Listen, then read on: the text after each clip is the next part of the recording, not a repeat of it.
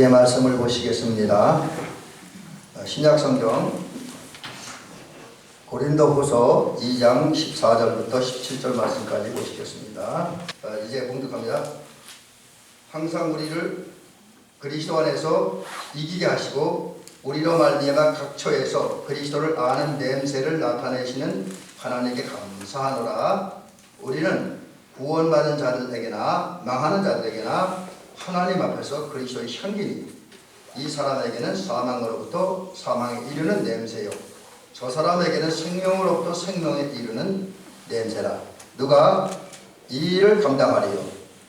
우리는 수많은 사람들처럼 하나님의 말씀을 혼잡하게 하지 아니하고 곧 순전함으로 하나님께 받은 것 같이 하나님 앞에서와 그리스도 안에서 말하노라. 네. 오늘 이제 이 말씀 가지고 우리는 그리스도의 향기라는 제목으로 말씀을 함께 살펴보면서 은혜 받도록 합니다. 오늘 우리가 이제 고린도후서 2장 14절부터 17절까지 읽었습니다. 이 부분을 보면 이제 앞에 12절 13절 좀 잠깐 연결해서 생각해 볼 필요가 있는데, 바울 사도가 복음을 위하여, 다른 말로 이제 쉽게 얘기하면 복음을 전하기 위해서 드로아로 갔습니다. 그런데 드로아 지방에 갔을 때 거기서 먼저 보냈던 디도를 만나지 못했습니다. 그래서 이런저런 이유 때문에 복음을 전하지 못하고 이제 안타까운 마음과 또 초조한 마음, 또 이제 주님께 대하여 죄송스러운 마음을 가지고 어쩔 수 없이 이제 드로아를 떠나서 마게도냐 지방으로 왔습니다. 그리고 이제 마게도냐에 온 다음에 그는 이제 오늘 본문을 통해서 성도가 어떤 사람인지, 사도가 어떤 사람인지를 이야기합니다. 흔히 이걸 갖다 정체성이라고 얘기를 하죠. 사도들과 성도들의 정체성에 대한 얘기를 합니다. 누구인지, 또 해야 될 일은 무엇인지를 말씀해주고 있습니다. 근데 그럼 바울 사도가 본문에서 이야기하는 그리스도인 또 바울 사도는 어떤 사람이냐? 향기라죠. 그리스도의 향기다. 근데 이제 그리스도의 향기가 돼서 우리가 이제 그리스도를 아는 냄새를 풍길 때에 나타나는 두 가지 현상을 바울은 얘기를 하고 있죠. 그게 이제 어떤 사람에게는 우리를 통해 나타나는 그리스도의 향기가 생명에 이르는 냄새가 되고, 어떤 사람에게는 사망에 이르는 그런 냄새가 되어진다라고 이야기를 합니다. 그러면서 마지막 결론 부분은 비록 세상에서 극단적인 두 결과가 나타난다 할지라도 우리는 그리스도의 향기를 발해야 되는데, 그러기 위해서 하나님의 말씀을 혼잡하게 하지 않고 이제 순수한 마음으로 하나님의 말씀을 전하는 그런 그리스도를 얘기합니다. 그래서 이제 그리스도의 향기를 발해야 된다라는 말씀을 오늘 하고 있습니다. 그래서 저는 오늘 긴 말씀은 아니지만 오늘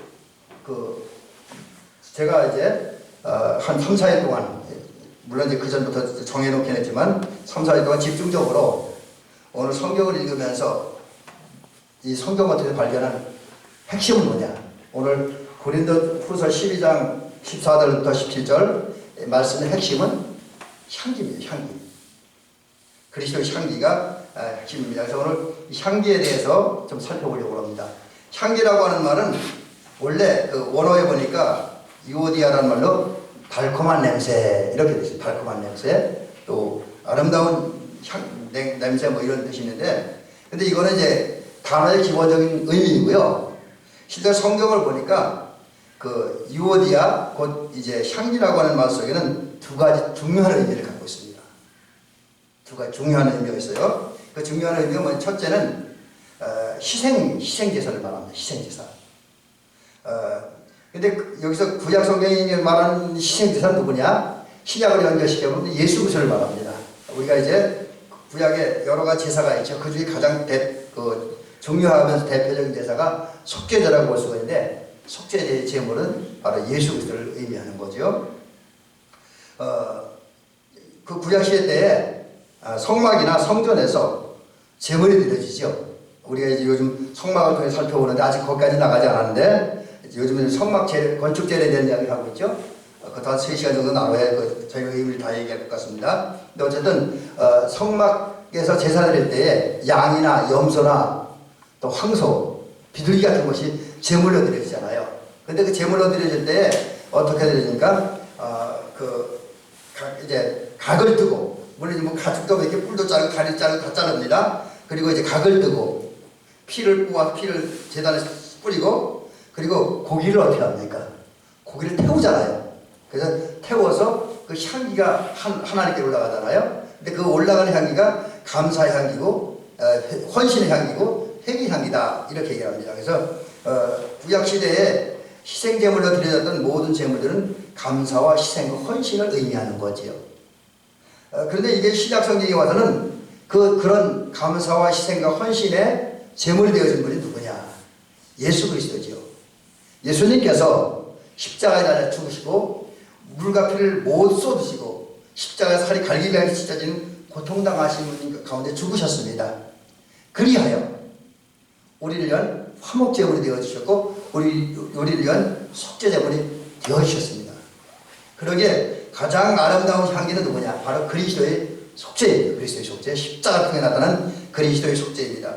우리는 이 예수님을 본받아야 됩니다. 그래서 예수님이 당신의 몸을 십자가에 달려 내어주고 달려 죽게 하심으로써 가장 아름다운 희생제물, 가장 헌신적이고 가장 감사가 넘치는 희생제물이 되어졌던 것처럼, 우리가 오늘 본문에 보면 우리가 그리스도의 향기를 하는데, 그런 그리스도의 향기를 발하기 위해서 저와 여러분들이 첫 번째로 해야 될 일은 하나님 앞에 우리 자신을 드리는 거예요. 그런데 우리 자신을 드리는 행위 중에 가장 중요한 건 뭐냐? 예배예요. 예배. 어떤 분들은 예배를 자꾸 받는 거 뭐 이렇게 그런 쪽으로 생각을 하는데, 사실 예배 그게 맞기는 합니다. 맞기는 하지만 가장 예배의 중요한 요소는 우리가 드리는 겁니다. 나를 제물로 드리는 거. 내 몸이, 그리고 기타 내가 가진 모든 것이 하나님 앞에 제물로 드려지는 것이 예배입니다. 이렇게 우리가 우리 자신의 전부를 제물로 드려서 하나님 앞에 예배드릴 때에 우리는 그리스도의 온전한 향기가 되어질 수가 있습니다. 그 다음에 두 번째는 유오디아, 이 향기라고 하는 말 속에는 복음을 증거한다라는 의미로 담겨져 있습니다. 오늘 그 14절 말씀에 이런 말씀이 있죠. 그리스도를 아는 냄새를 나타내게 계신 하나님께 감사하노라, 이런 말씀이 있습니다. 근데 여기서 냄새라고 하는 것은 그냥 우리가 단순히 어떤 뭐 좋은 냄새, 나쁜 냄새 이런 의미가 아니라, 이 성경의 의미는 예수 그리스도를 아는 지식을 말하는 겁니다. 근데 여러분 또 지식하니까 어떤 분들이 지식을 머릿속으로 아는 걸로 이해하는데, 그건 우리 한글의 단어에서는 지식하면 머리로 하는 거예요. 가슴으로 하는 건 아닌데, 실제로 성경에서는 성경이 아는 지식, 성경이 아는 안다라고 하는 것은 경험입니다. 느낌입니다. 시험입니다. 그리고 적용입니다. 특별히 히브리어에서 안다라는 말은 야다라고 하는 말이 경험한다라는 뜻이 있어요. 성경에 보면 우리 저 강단들이 좀 민망하지만, 아브라함은 아브라함의 아내였던 사라를 이야기할 때나 또 다른 여인들을 할 때 남자를 알지 아니했다, 이런 단어들 있잖아요. 이 말은 남자를 경험하지 않았다, 뭐 이런 의미가 있습니다. 뭐 좀 더 깊은 얘기죠. 그건 드리지 않을게요. 그러니까 성경에서 안다라고 하는 말은 경험한다, 또 뭐 적용한다, 뭐 그런 말도 의미가 있습니다. 헬라어에서도 기노스코라고 하는 말도 안다라고 하는데 그런 의미로 사용되고 있습니다. 그래서 그리스도를 안다라고 하는 것은 그리스도를 느끼는 거예요. 그리스도의 은혜를 느끼고 그리스도의 사랑을 느끼고 그리스도의 구원을 느끼는 겁니다. 그리고 또 살면서 그리스도를 경험하는 것, 또 그리스도 같은 느낌을 갖는 것, 이제 이런 것이 그리스도를 아는 거예요.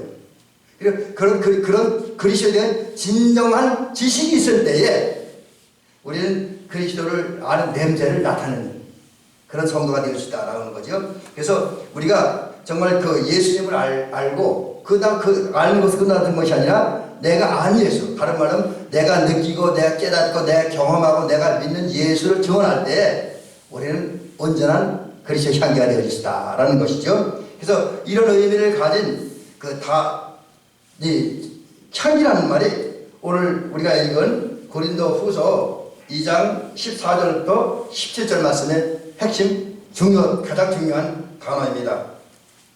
이 사실을 기억하고 저와 여러분들은 이제 지금까지도 물론 잘 해왔지만 앞으로도 그리스도의 향기로서의 삶을 잘 살아가는 은혜가 있기를 주의 이름을 간절히 부탁을 드립니다.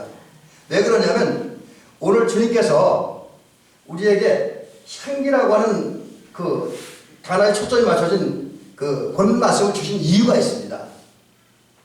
하나님께서 오늘 저와 여러분들에게 고린도후서 2장 14절부터 17절 말씀을 읽게 하고 그것 중에서 우리는 그리스도의 향기를 알게 하신 이유가 있어요. 그 이유는 뭐냐면 우리가 향기롭게 살아가는 그리스도의 향기로서 살아가라고 하는 거죠. 좀 더 이것을 구체적으로 말씀드리면 우리가 그리스도의 향기를 바라기 위해서는 두 가지 일들을 해야 된다. 오늘 14절에 보니까 바울은 그런 얘기를 하고 있어요. 이제 그 드로아를 갔다가 마게도냐로 왔는데 그런 바울이 이제 고린도 교회 성도들을 향해서 또 오늘 현대 독자인 현대 성경을 읽고 그 말씀을 따라 사는 저와 여러분들이 주신 말씀이 우리가 그리스도의 향기 살기 위해서 두 가지라는 거죠. 첫째는 이기게 하시는 하나님 감사라는 거죠. 감사라는 감사 두 개인데 감사라는 것. 그럼 우리가 뭘 감사해야 되냐? 먼저는 이기게 하시는 하나님께.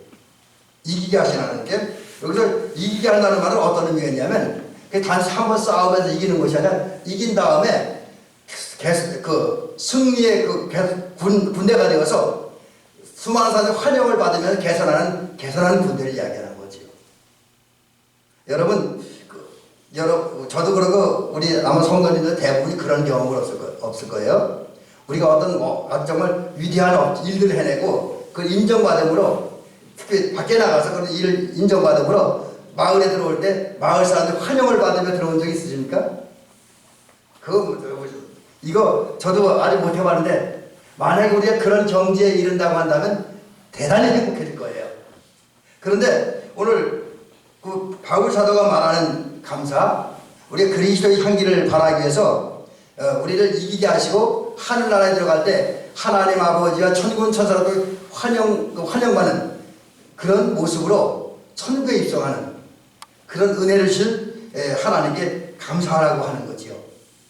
사실 하나님은 우리로 하여금 승리하게 하고 개선장군의 모습으로 하늘나라에 입성하고 주님 품에 안기도록 하기 위해서 역사하십니다. 다시 말씀드리면 우리로 하여금 이기도록 역사하십니다.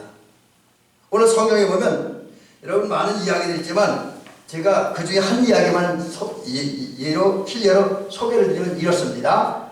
여러분 바울 사도가 날마다 승리의 개간을 불렀습니다. 우리가 잘 알다시피 바울은 예수 믿는 사람을 체포하고 감옥에 쳐놓기 위해서 대제사장에게 공문을 받아가지고 다메섹으로 가던 중 빛 가운데 찾아오신 예수님을 만났지요. 그리고 예수님은 그 다메섹으로 가는 그 사울을 만나고 그를 꼬꾸라뜨리고 쓰러뜨린 다음에 그래도 눈이 멀게 하셨잖아요. 그리고 이제 다메섹 도상으로 가게 하고 다메섹 도상에서 아나니아라고 하는 사람을 통해서 새로운 눈을 뜨게 하셨습니다. 그런 후에 하나님은 다윗을 아라비아 광야로 보내십니다. 이 아라비아 광야를 갖다 보낸다는 얘기는 다른 성경에는 없고 오직 갈라디아에서만 기록되어 있어요. 거기에 보면 아라비아 지방에 가서 한 3년 정도 머물리면서 영적 훈련과 연단을 받았습니다. 그런 후에 이제 그 바울을 사울에서 바울로 이름을 개명시켜주고 이방인을 사도로 세우시잖아요. 그래 이방인을 사도로 세운 다음에 그러하여 성령을 역사하심으로 자기 생명을 걸고 복음을 증거하게 하십니다. 복음 전하는 일을 자기 목숨보다 더 귀하게 하고 있어요. 그래서 생명을 걸고 복음 전하고 오직 주를 위해 살았습니다. 그러한 바울에게 하나님은 순간마다 상황마다 이기는 은혜를 주셨습니다. 그리고 이긴 다음에 승리의 개선가를 부르면서 이제 하늘나라를 향해 나가겠고 또 그의 삶의 전체가 물론 많은 고난도 따르고 많은 위기도 따르고 많은 도전도 받았지만 그러는 가운데 하나님의 도우심을 늘 승리하는 승리의 행진하며 살았다는 것이죠. 여러분 이게 바로 하나님의 은혜입니다. 그래서 바울은 그런 이기는 은혜를 주신 하나님께 감사한다고 이야기하고 있습니다. 그게 이제 그리스도의 향기를 바라는 길이에요. 그리스도의 향기로서 올바르게 살아가는 길입니다. 그렇다고 한다면 주님은 이기게 하는 은혜를 바울에게만 주시느냐? 아니지요. 바울에게 늘 이기는 은혜를 주시고 승리의 행진을 하게 하셨던 하나님은 오늘도 우리 함께 하십니다. 우리를 붙들어 주십니다. 우리를 도와주십니다. 그리고 우리 성령을 통해서 담대한 믿음을 주시고 용기를 주심으로 믿음의 선한 싸움을 싸우게 하십니다. 그리고 그 결과 하나님의 도우심으로 우리는 믿음의 선한 싸움에 승리합니다. 곧 믿음의 선한 싸움에 승리함으로 세상과 마귀로부터 우리를 지킵니다. 유혹과 시험에도 이깁니다. 죄와 불의에 타협하지 않고 이깁니다. 그러기에 정결한 모습, 거룩한 모습으로 사는으로 이제 우리 승리자가 되게 하십니다. 그리고 그 승리를 어느 한순간이 아니라 그 승리를 계속하면서 우리에게 주어진 신앙에게 인생길을 걸어가게 하십니다. 우리는 그리스도의 삶과 대해서 이런 은혜를 주신 주께 감사해야 됩니다. 여러분, 주님이 여러분과 함께 하십니다. 여러분을 도우십니다. 그러므로 이제 용기를 내십시오. 힘을 내십시오. 그리고 여러분에게 도전하고 여러분을 핍박하는, 그리고 우리 교회를 힘들게 하고 우리 하나님 나라를 축소시키려고 하는 그런 모든 세력들에게 양보하지 말고 물러서지 말고 그들과 맞서서 믿음의 선한 싸움을 잘 싸우시기 바랍니다. 하나님의 도우신 가운데 승리하게 될 것이고, 승리한 다음에는 계속해서 하늘을 향해서 전진하는 은총이 될 줄로 믿습니다. 그 다음에 두 번째는 우리가 주님께서 우리에게 그리스도의 향기라는 말씀을 주신 이유는 결국 그 말 그대로 향기를 바라는, 내 아름다운 냄새를 풍기는 삶을 살라고 하는 거지요. 그러기 위해서 조금 전에 제가 향유, 유오디아라는 말에 의미해서 말씀드린 것처럼 저와 여러분들은 하나님께 향기로운 제사를 드려야 됩니다. 그게 하나님의 요구입니다. 하나님께 향기로운 제사를 드려야 돼요. 다시 말씀드리면 우리가 향기로운 제사를 하나님께 드리기 위해서 로마서 12장 1절에서 기록한 대로 우리 몸을 산제물로 하나님 앞에 드려야 됩니다. 저와 여러분들의 몸이 하나님 앞에 산제물로 드려져야 돼요. 그 결과 하나님이 기뻐하신 영적 예배를 드려야 됩니다. 또 요한복음 4장 23절 24절에 말씀한 것처럼 성령의 감동을 따라서 정성을 다해 사랑이 담긴, 감사가 담긴 예배를 드립니다. 그래서 옛날 성경에는 우리가 하나님 앞에 예배할 때 신령과 진정으로 예배한다, 그렇게 이야기를 하겠는데 요즘 성경에는 좀 다르게 번역을 해놨더라고요. 자, 우리는 이제 신령과 진정으로 하나님 앞에 예배 드려야 됩니다. 그리고 나서 예배를 통해서 받은 은혜를 전하는, 그래서 우리를 통해서 예수 그리스도의 복음이 전파되게 됩니다.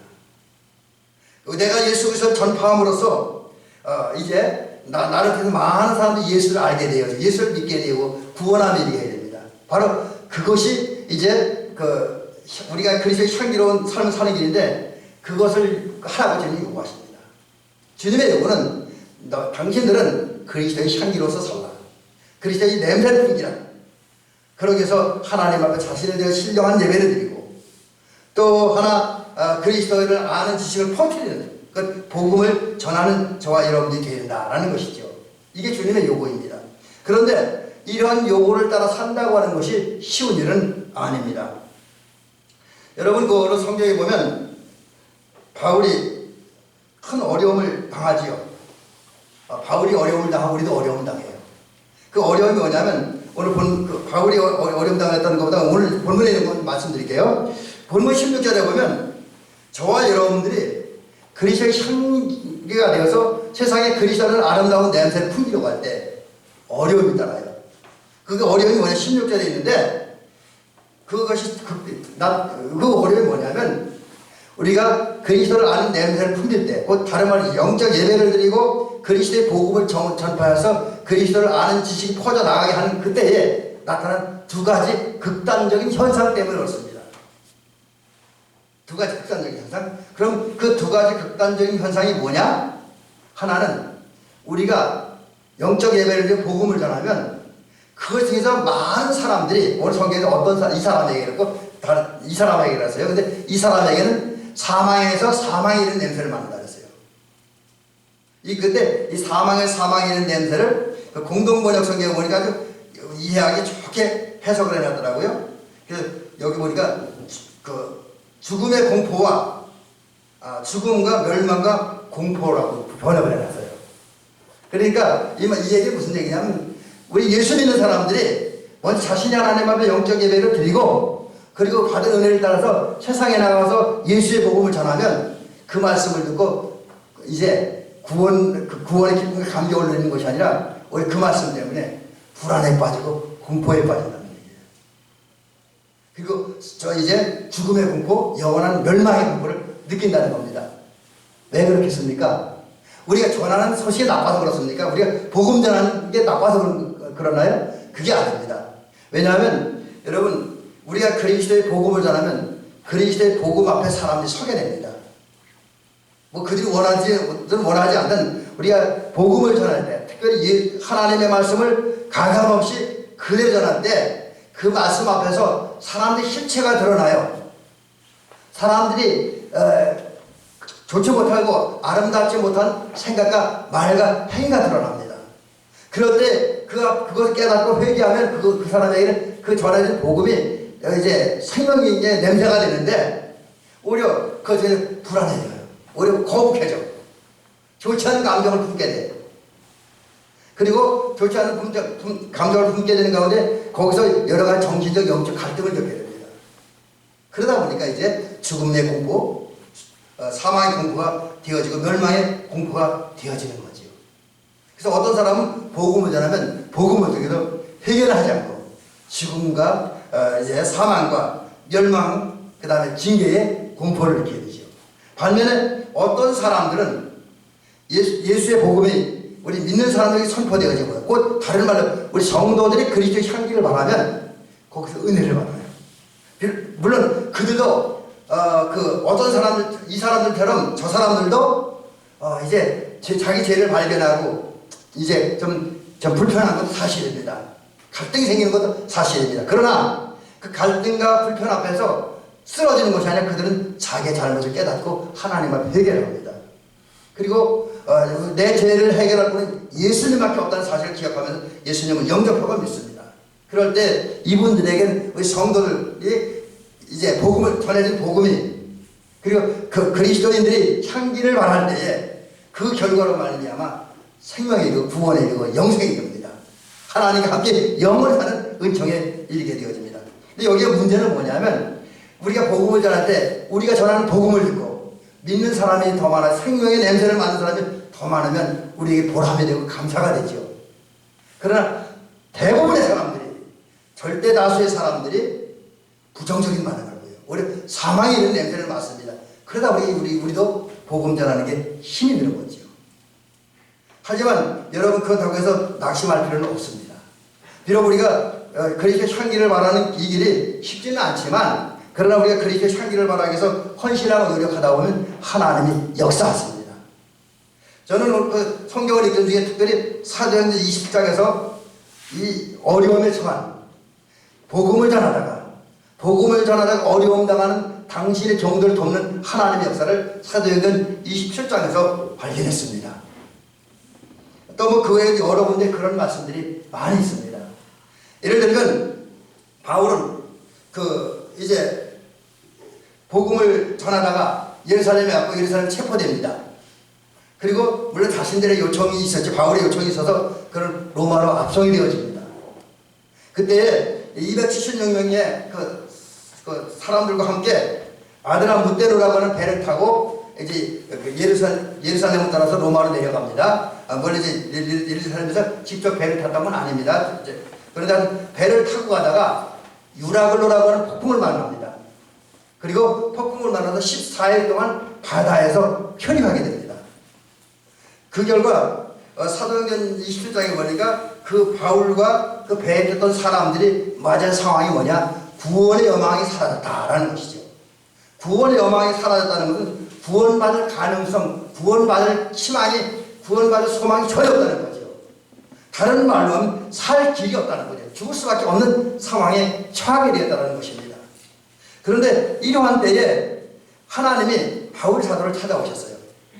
그리고 그의 곁에 서서 말씀하십니다. 여기 오늘 27장 사도행전 27장 26절에 보니까 여러분이요 안심하라. 하나님이 바울 사도에게 주신 말씀이에요. 그리고 또 뭐라면 나는 내게 말씀하신 그대로 되리라. 하나님을 믿노라. 이렇게 말씀을. 그 전에 또 보면 제가 거꾸로 해요. 하나님 바울에게 주신 말씀은 이겁니다. 두려워하지 말아라. 내가 가이사 앞에 서야 하겠고 또 하나님께서 너와 함께 항해하는 자를 다 내게 주셨다. 이런 말씀을 하십니다. 그러니까 이 하나님의 말씀에 의하면 바울 사도도 그렇고 아드레 무테로라고 하는 배에 타서 이제 항해하다가 유라굴로라고 하는 풍랑을 만나 14일 동안 표류한 그런 사람들이 하나도 죽지 않게 하겠다는 거죠. 하나님의 약속입니다. 그리고 바울 사도는 그 말씀을 그대로 변했습니다. 근데 여러분, 이 말씀으로만 끝나는 것이 아니라 실제로 바울과 그 동료, 그 배에 탔던 모든 사람들은 안전하게 다 이제 한 섬에 도착을 하게 되지요. 그리고 이제 그 섬에서 또 이제 보블리오라고 하는 사람의 그 아버지의 병을 고칩니다. 또 이제 그 배 독사에 물렸는데 독사 탁 떨어버리면서 신이라고 하는 칭찬을 받기로 합니다.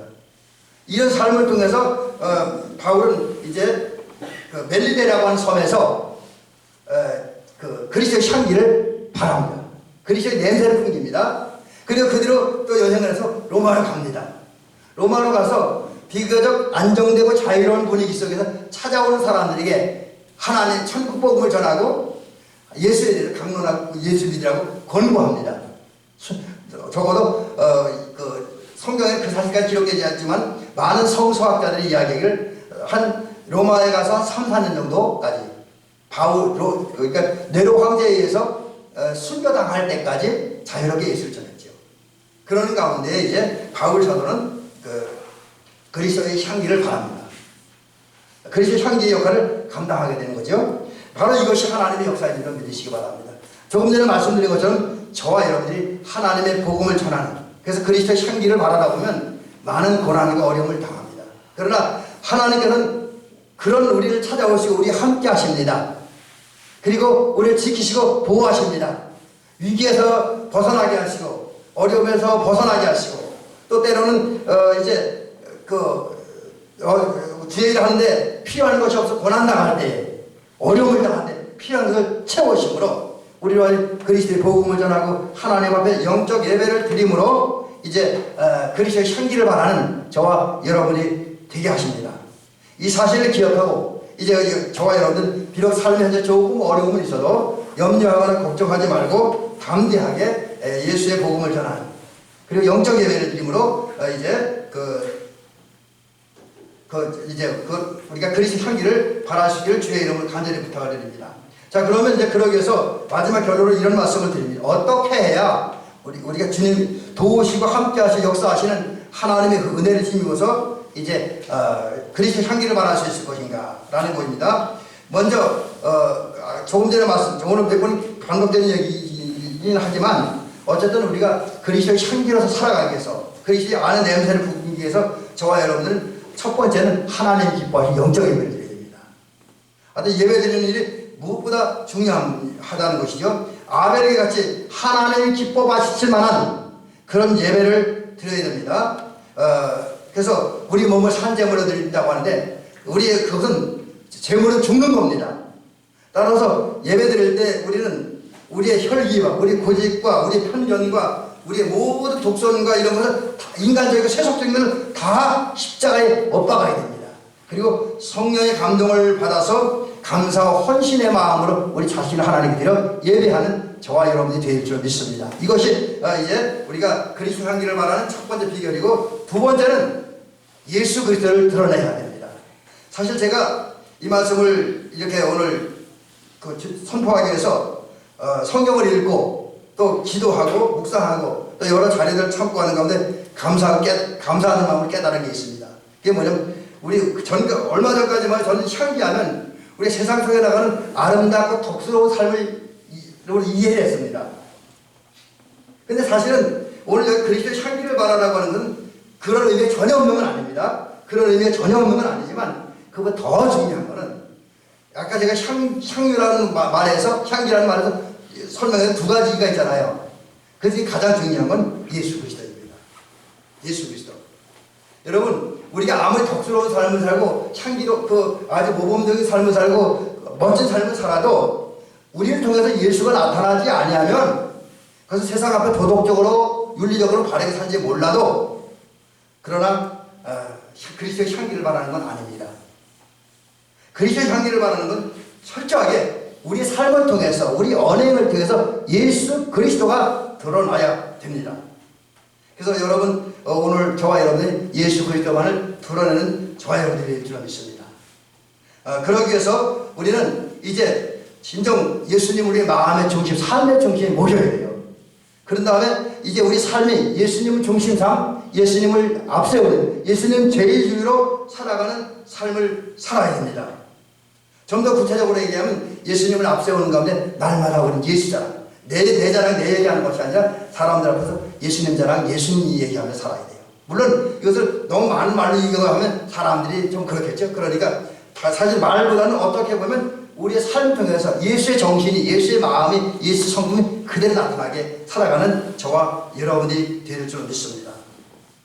그리고 우리를 통해서 어떤 아름다운 일이 나타날 때, 어떤 좋은 일이 나타날 때 그건 내 실력, 내 공로, 내 업적이 아니라 주님의 은혜라고 말할 수 있어야 됩니다.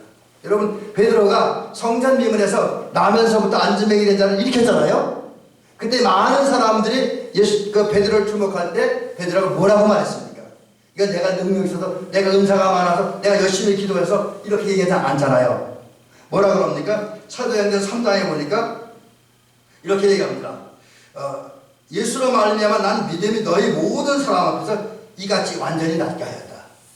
예수를 믿는 믿음 때문에. 얘기는 믿음도 중요하지만 그 믿음의 대상인 예수님이 더 강조되는 거죠. 여러분 저와 여러분도 우리에게서 좀 좋은 일이 생기면 내 공로가 아니라 예수님 때문에 그렇게 되었다라고 이야기를 해야 됩니다. 자, 이렇게 예수님의 말씀을 우리가 예수님을 드러내기 위해서 우리가 해야 될 두 가지 있는데 오늘 본문은 17절에 보니까 우리가 그리스도의 향기를 바라고 예수님을 드러내고 예수님을 전하고 예수의 향기가 퍼져나가기 위해서 우리는 하지 말아야 될 일이 하나 있습니다. 첫째로 하나님의 말씀을 혼잡하게 하지 말아야 한다. 여러분이 혼잡하게 한다는 말을 찾아보니까 그런 의미가 있더라고요. 이게 이제 요 말의 결론부터 얘기하면 비양심적인 모습을 살지 말라는 거예요. 그래서 이 단어를 이런 식으로 적용했는데 예를 들어서 과일 장사가 과일을 판매합니다. 근데 과일을 팔 때 사람들이 눈을 다 집중시키기 위해서 겉에는 좋은 거 아주 아름답고 맛있고 이런 과일을 넣고 속에는 썩은 거 나쁜 그러는 거 있죠. 그리고 포장한 다음에 싹 파는 거. 그러니까 겉만 그런데 속은 썩게 한 거. 또 어떤 장사가 이제 과도한 이익을 취하기 위해서 술에 물을 타서 파는 것. 또 요즘 주유소로 보면 기름에 물을 타서 파는 주유소도 있다는 얘기 듣잖아요. 그런 거. 그러니까 비양심적인 상업행위라는 걸 갖다가 혼잡한다. 이렇게 얘기를 하고 있어요. 또 혼잡하다라고 하는 것은 또 하나의 의미가 있는데 섞는다는 뜻이 있어요. 섞는다. 그래서 이런 말씀에 의하면 저와 여러분들이 오늘 그리스도의 향기를 바라기 위해서 하나님의 말씀을, 예수 그리스도를, 또 교회를 내 유익과 내 욕망을 위해서 사용해서는 안 된다고 하는 거예요. 나의 심리를 위해서, 나의 어떤 욕망을 위해서, 나의 어떤 출생 수단을 위해서, 정치인들처럼 자기 표하나 얻기 위해서, 국회의원의 어떤 선거에 나가서 표하나 얻기 위해서, 군수에서 선거에 나가서 표하나 얻기 위해서 교회를 이용하고 선거를 이용하고 하나님을 이용해서는 안 된다라는 것입니다. 그렇게 되면 그리스도의 향기를 받을 수 없다는 거예요. 또 하나는 하나님의 말씀에 다른 것 섞지 마라. 하나님의 말씀에 내 생각, 내 이론, 내 고집, 내 어떤 교리 이거 섞지 말라고 하는 거죠. 그러니까 하나님의 말씀 순수한 그대로. 그래서 하나님의 말씀에 다른 것 섞을 때에 향기를 받을 수 없다. 동시에 우리가 그리스도를 드러내기 위해서는 순수한 마음으로 오늘 본 말씀 사실 오늘 성경 고린도 후서 2장 17절은 조금 어렵게 써놨어요. 이게 뭐라고 되냐면 그 순전함으로 하나님께 받은 것 같이 하나님 앞에서와 그리스도 안에서 말하노라 이렇게 써놨어요. 이게 이 말씀은 뭐 저는 무슨 말씀인지 이해가 안 돼요. 제 머리가 둔해서 그런지 제 영적 감각에 대해서 이 말씀까지 이해가 안 돼요. 근데 그러다가 제가 공동번역 성경을 보니까 아주 해석을 잘 해놨더라고요. 뭐라고 되냐면 공동번역 성경에는 순수한 마음을 가지고 그리스도의 이름으로 말씀을 전하고 있습니다. 이렇게 보여요. 그러니까 여러분 이 말씀을 정리하면 저와 여러분들이 그리스도의 향기를 발하기 위해서 곧 다른 말로 예수 그리스도를 드러내기 위해서 하나님의 말씀을 다른 거 섞지 않은 말씀 그대로를 전해야 된다는 거죠. 어떤 때는 이 말씀 사람들의 거부감이 될지 몰라도 하나님의 말씀 그대로 전해야 된다는 거죠. 여러분 우리 꼭 기억해야 되고 하나님의 말씀은 결코 복잡하지가 않습니다. 오히려 지나칠 정도로 단순하고 순수합니다. 그러므로 우리는 순수한 마음으로 하나님의 말씀을 선포하고 예배도 그런 자세를 드려야 된다라는 것이죠. 마지막은 사람들의 기쁨을 줘야 된다. 우리는 정말 사람들의 향기를 줄 수 있어야 돼요. 그래서 우리가 먼저 그러기 위해서 우리가 온유하고 따뜻하고 부드러운 마음을 품어야 돼요. 모든 사람을 포용하고 용납하는 마음을 품어야 됩니다. 그리고 그런 마음을 가진 사람들을 만나고 상대해야 돼요. 그래서 우리 얼굴에는 항상 인자하고 자비스럽고 따뜻한 그런 표정이 있어야 돼요. 또 우리의 말도 늘 친절하고 아름다고 온유하고 겸손한 그리고 모든 사람 용납하고 포용하는 그런 말을 하고 그런 행동을 해야 됩니다. 그래서 우리가 누구를 만나든지 우리가 어딜 가든 내가 가야 되잖아요. 내가 만난 사람 나 때문에 평안을 느끼게 하고 기쁨을 느끼게 하고 아니 생기를 얻게 만들어야 됩니다. 바로 이것이 이제 그리스도의 향기를 바라는 길이다 라는 사실이죠. 여러분 이제 말씀 마칩니다. 저와 여러분은 그리스도의 향기입니다. 아멘. 이제 이 사실 기억하고 우리가 하나님 앞에 우리 자신을 온전히 드린 영적 예배를 통해서 향수의 역할을 발휘하기 바라고요. 그 다음에 예수 그리스도를 드러내면서 그 예수 그리스도의 복음을 전하고 예수 그리스도를 아는 지식을 확장시키면서 그리스도의 향기를 바라는 삶을 살아가는 저와 여러분들이 되시기를 주의 이름으로 축원합니다.